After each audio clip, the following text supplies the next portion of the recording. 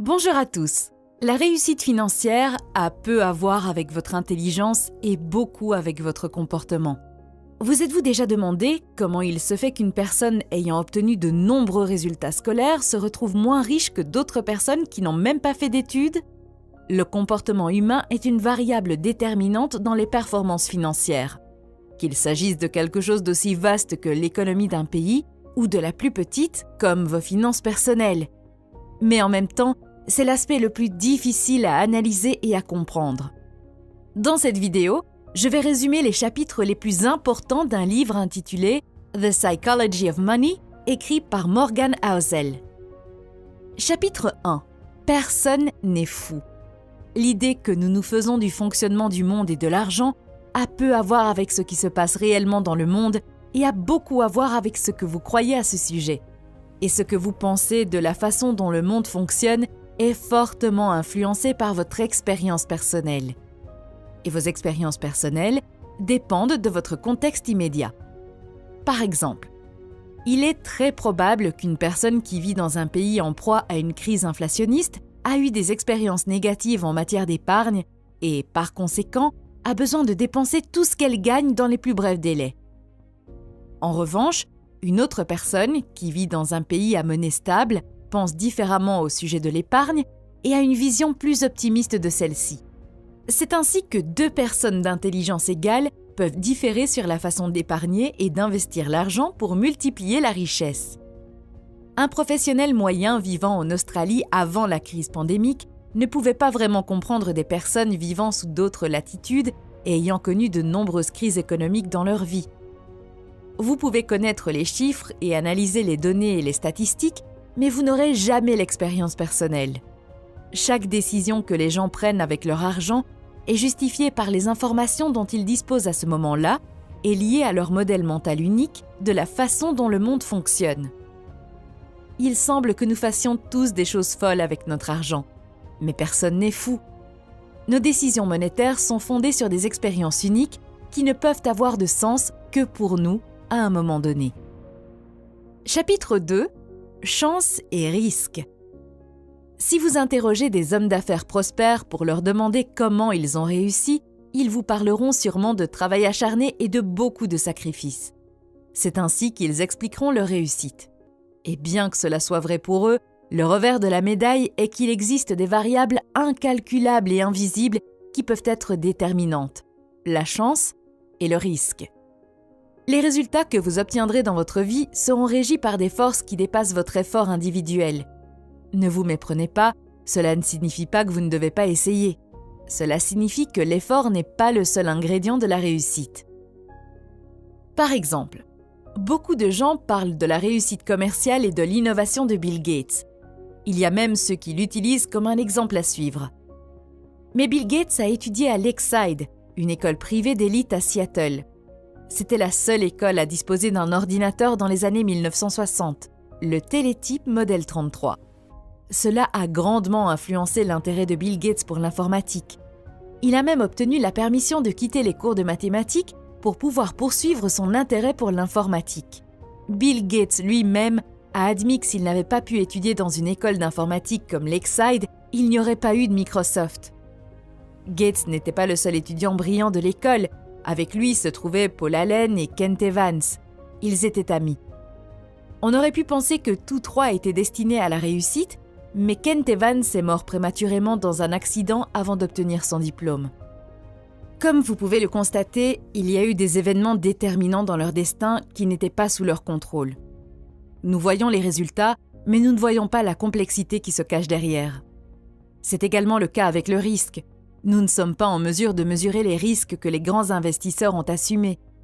Nous ne savons pas combien de risques cet investisseur a assumés avec cette entreprise qui réussit aujourd'hui. Nous ne connaissons pas les dettes que cet homme d'affaires prospère a contractées en pariant sur l'avenir au début de son activité. Ce n'est pas un problème simple. La difficulté à identifier ce qui est dû à la chance, ce qui est dû à l'habileté et ce qui est dû au risque est l'un des plus grands problèmes auxquels nous sommes confrontés lorsque nous essayons d'apprendre la meilleure façon de décider de notre argent. L'auteur donne 3 leçons que nous pouvons tirer de cette réalité. 1. Tous les succès ne sont pas dus à un travail acharné, et tous les échecs ne sont pas dus à la paresse. Gardez cela à l'esprit lorsque vous jugez les autres et lorsque vous vous jugez vous-même. 2. Ne regardez pas les cas exceptionnels et ne prenez pas d'exemples extrêmes. Plus le résultat est exceptionnel, moins il est applicable, car il est très probable que les résultats extrêmes aient été influencés par des cas extrêmes de chance ou de risque. 3. Rien n'est aussi bon ou aussi mauvais qu'il n'y paraît. Assumer le rôle que joue la chance et le risque dans les résultats que nous obtenons nous aidera à nous pardonner et à laisser de la place pour continuer à essayer jusqu'à ce que le jeu soit en notre faveur. Chapitre 3.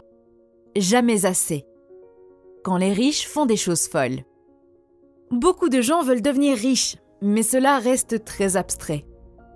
À quel point voulez-vous devenir riche? Combien est suffisant?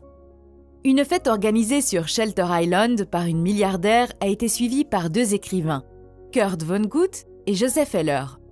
Vonnegut fait remarquer que le milliardaire gagne plus d'argent en un seul jour que tout ce que Heller a gagné avec son roman.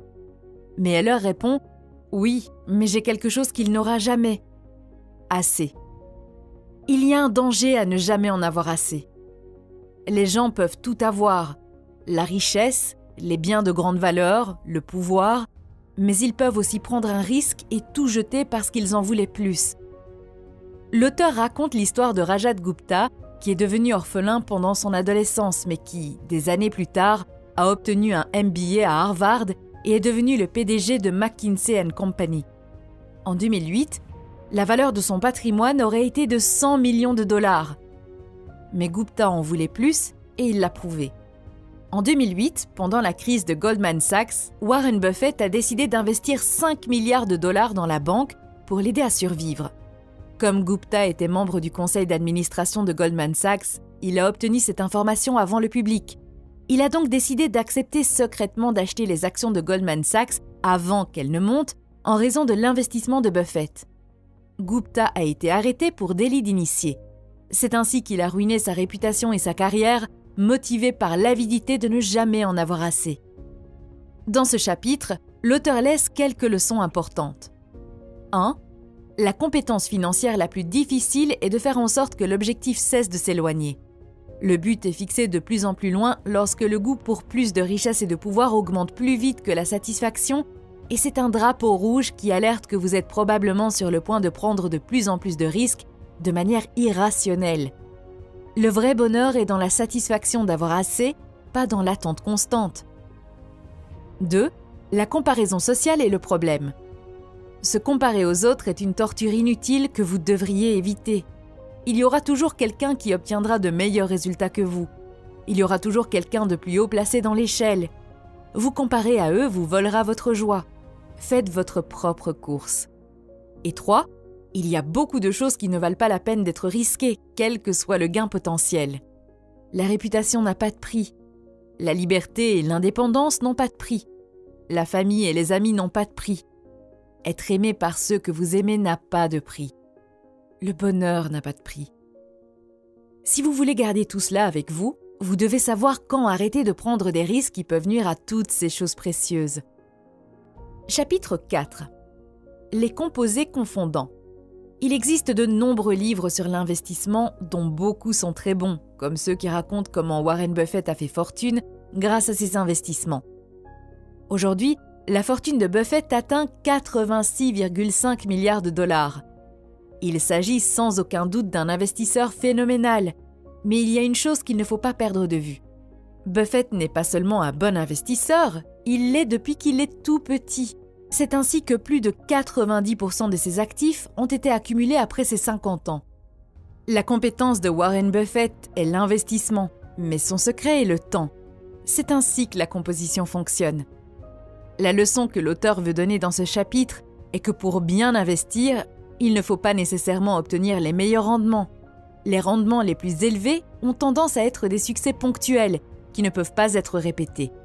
Un bon investissement consiste à obtenir d'assez bons rendements que vous pouvez conserver et qui peuvent être répétés sur une longue période de temps.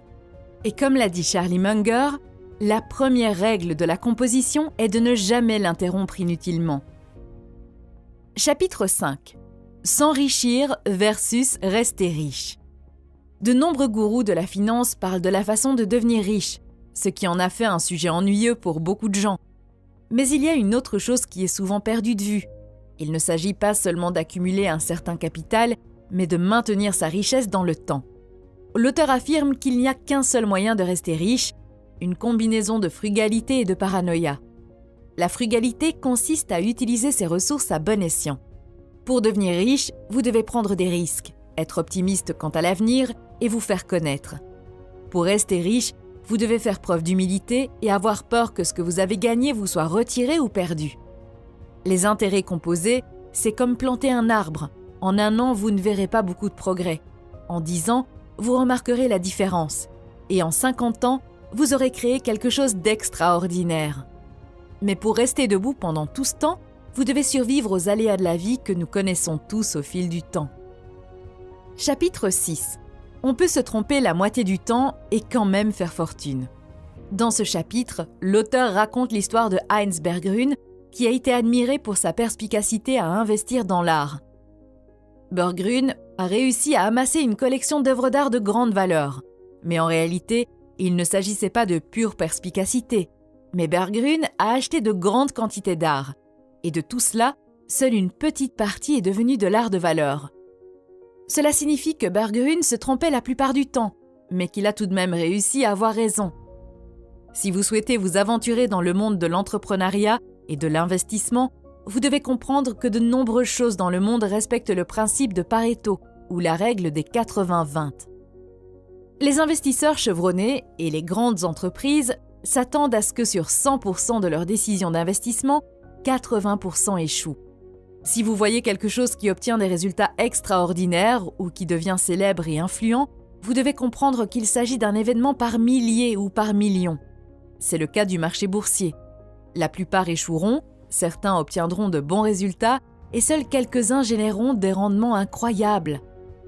Selon l'auteur, Warren Buffett a admis avoir possédé des actions dans plus de 400 sociétés différentes au cours de sa vie. Mais les gains les plus importants sont venus de seulement 10 d'entre elles.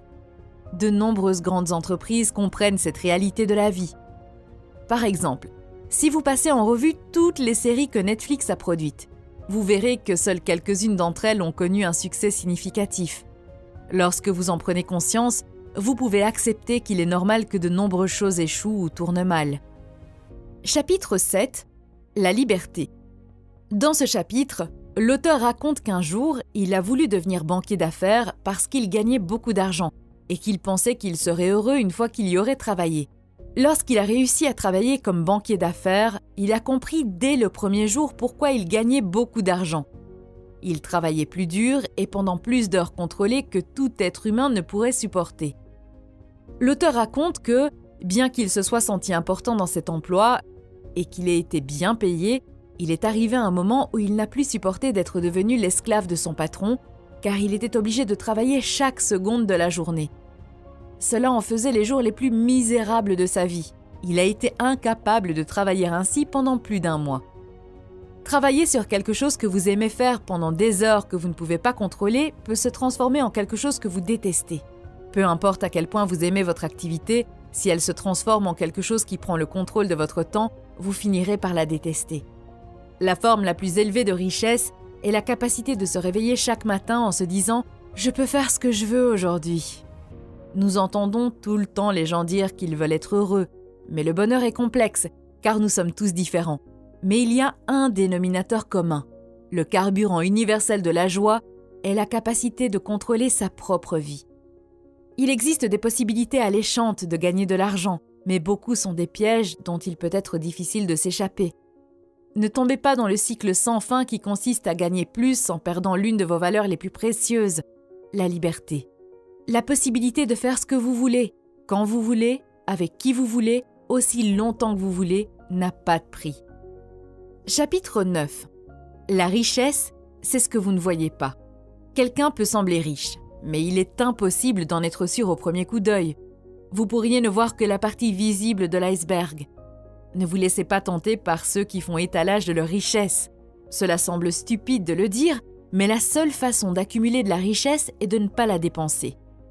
Souvent, lorsque les gens disent qu'ils veulent être millionnaires, ce qu'ils veulent vraiment dire, c'est qu'ils veulent dépenser 1 million de dollars.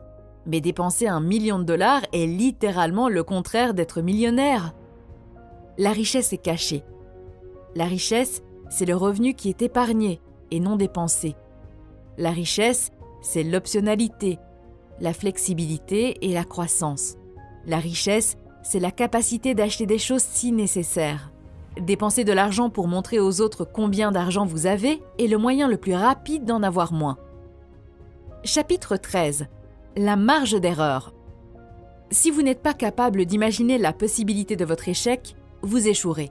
Car le véritable échec surviendra lorsque vous ne saurez pas comment faire face à un revers dans votre entrepreneuriat et vos investissements. Comment faire face à l'adversité si vous n'avez jamais envisagé cette possibilité ou si vous ne vous y êtes pas préparé? Mettre tous vos œufs dans le même panier d'investissement signifie que vous prenez trop de risques en misant sur une seule option. Si vous n'élargissez pas votre portefeuille d'investissement, cela signifie que vous ne laissez pas de place à l'erreur. Autrement dit, vous ne serez pas préparé à une issue défavorable et c'est là le véritable échec. Si quelque chose peut se briser, il se brisera. Donc, si vous faites dépendre beaucoup de choses de la performance d'une seule, vous comptez les jours jusqu'à la catastrophe. L'une des plus grandes erreurs avec l'argent est de compter uniquement sur le salaire pour financer les dépenses à court terme, sans épargne pour vous protéger des dépenses imprévues à l'avenir. Nous aimons penser que nous économisons pour quelque chose de certain, comme l'achat d'une voiture ou la retraite. Mais la réalité est que nous ne savons pas ce qui se passera demain et que nous ne pouvons pas être sûrs de la façon dont nous dépenserons notre épargne. Cela ne veut pas dire qu'il ne faut pas planifier, mais qu'il faut laisser une marge d'erreur lors de la planification. Chapitre 14. Vous allez changer. La planification à long terme semble plus facile qu'elle ne l'est en réalité, car tout change avec le temps. Vous et moi allons changer dans 10 ans. Le monde changera également. Cela ne doit pas être un obstacle à la réalisation de plans pour l'avenir, mais un avertissement qui vous aidera à le faire avec la prudence et la sagesse nécessaires pour éviter les regrets futurs. L'auteur raconte l'histoire d'un ami qui, pendant son adolescence, a toujours dit qu'il rêvait d'être médecin. À l'époque, il était facile de conclure qu'il n'y arriverait pas, mais il y est parvenu avec beaucoup d'efforts. Il y a quelques années, l'auteur a rencontré à nouveau cet ami qui est maintenant médecin, mais il s'avère que cet ami, qui s'est battu pour son rêve de devenir médecin, regrettait d'avoir choisi cette carrière en disant qu'elle était horrible. En psychologie, il existe un phénomène appelé l'illusion de la fin de l'histoire. C'est ainsi que les psychologues appellent la tendance qu'ont les gens à avoir une conscience aiguë de l'ampleur des changements qu'ils ont subis dans le passé, mais à sous-estimer à quel point leur personnalité, leurs désirs et leurs objectifs sont susceptibles de changer à l'avenir. La réalité est que vous allez changer. Vous ne cesserez jamais de le faire. Il en va de même pour votre contexte. Il changera et les décisions qui semblaient correctes dans le passé peuvent finir par paraître insensées à l'avenir. Pensez-y quand il s'agit de planifier vos finances à long terme. Chapitre 15. Rien n'est gratuit. Tout a un prix, mais tous les prix ne figurent pas sur les étiquettes. Pour prendre des décisions financières, il est essentiel de déterminer quel est ce prix et si vous êtes prêt à le payer. Quel est le prix de la réussite? Êtes-vous prêt à le payer? Avant de prendre une décision, pensez que la plupart des choses sont plus faciles en théorie qu'en pratique. Pour réussir en tant qu'investisseur, vous devrez payer un prix, mais vous ne paierez pas ce prix avec de l'argent. Vous le paierez avec l'incertitude, le doute et la peur liés à la volatilité du marché. Vos revenus d'investissement ne sont pas gratuits et ne le seront jamais. La volatilité et l'incertitude sont le coût d'admission et les frais à payer dans ce monde. Le secret est de l'accepter et de le considérer comme faisant partie du marché. Et de vous convaincre que le prix en vaut la peine, bien sûr. Voulez-vous commencer quelque chose? Découvrir quel est le prix à payer et le payer? Chapitre 16. Vous et moi. Vous et moi avons des agendas différents. Et nos agendas sont conçus à partir de notre vision du monde, guidés par nos propres motivations. Prenez ceci comme un avertissement lorsque vous suivez les conseils ou les pas des autres. Dans l'histoire, de nombreuses bulles financières se sont produites, causant des dommages incommensurables à la richesse de nombreux investisseurs, en ruinant des familles entières. Le dénominateur commun de toutes les bulles financières est que les investisseurs suivent innocemment les signaux d'autres investisseurs qui jouent un jeu différent du leur et tombent inévitablement dans un piège. Les investisseurs à long terme et les investisseurs à court terme ont des agendas différents. Faites-y attention lorsque vous prenez des décisions d'investissement en vous basant sur les pas de quelqu'un d'autre. Dans ces conditions, l'auteur recommande de faire tout ce qui est possible pour identifier le jeu auquel vous jouez. Chaque investisseur doit choisir une stratégie qui a les meilleures chances d'atteindre ses objectifs. Chapitre 17. La séduction du pessimisme. Avez-vous remarqué que de nombreuses personnes semblent manifester beaucoup d'intérêt pour les messages tragiques des prophètes du désastre? C'est comme si les gens aimaient entendre que le monde va en enfer. Le pessimisme est à l'ordre du jour. C'est parce que le pessimisme semble plus intelligent. L'auteur mentionne la fois où le Wall Street Journal a publié un article écrit par un professeur russe nommé. L'article ressemblait au synopsis d'un film dystopique, avertissant littéralement que d'ici 2010, les États-Unis d'Amérique seraient divisés. L'Alaska passerait sous le contrôle de la Russie, la Californie deviendrait la République californienne et serait sous l'influence chinoise, et ainsi de suite d'autres prophéties apocalyptiques. Cet article a été incroyablement publié en première page d'un journal aussi prestigieux. Le pessimisme est naturel et évolutif, puisque les organismes qui traitent les menaces comme quelque chose d'urgent ont plus de chances de survivre et de se reproduire. Cependant, l'optimisme est le meilleur pari pour la plupart des gens, car le monde a toujours eu tendance à s'améliorer pour la plupart des gens, la plupart du temps. La réalité est que le désir de survivre et la recherche du profit poussent les gens à chercher des solutions dans l'adversité. Dans un contexte de nécessité, l'innovation apparaîtra, car la nécessité est la mère de toute innovation. Imaginez que vous vous trouviez au Japon, quelques jours après avoir été détruit par la défaite lors de la Seconde Guerre mondiale, et que vous lisez un article affirmant que le Japon deviendra l'une des principales économies du monde. Que penseriez-vous? Peut-être que vous le croyez, ou peut-être que vous le voyez comme un cliché optimiste. Mais cela s'est avéré vrai. Le Japon a réussi à se redresser et à devenir une puissance mondiale après avoir touché le fond. Comme vous pouvez le constater, tôt ou tard, les solutions apparaissent comme la réponse d'un peuple aux problèmes et aux adversités. L'optimisme est un des principaux moteurs de la reprise économique, souvent ignoré par les pessimistes. Sans optimisme, il est impossible pour les gens de créer des solutions aux problèmes. C'est tout pour cette vidéo. Si vous voulez avoir d'autres résumés de livres financiers, consultez la playlist que vous voyez à l'écran en ce moment. Merci d'avoir regardé la vidéo et passez une bonne journée.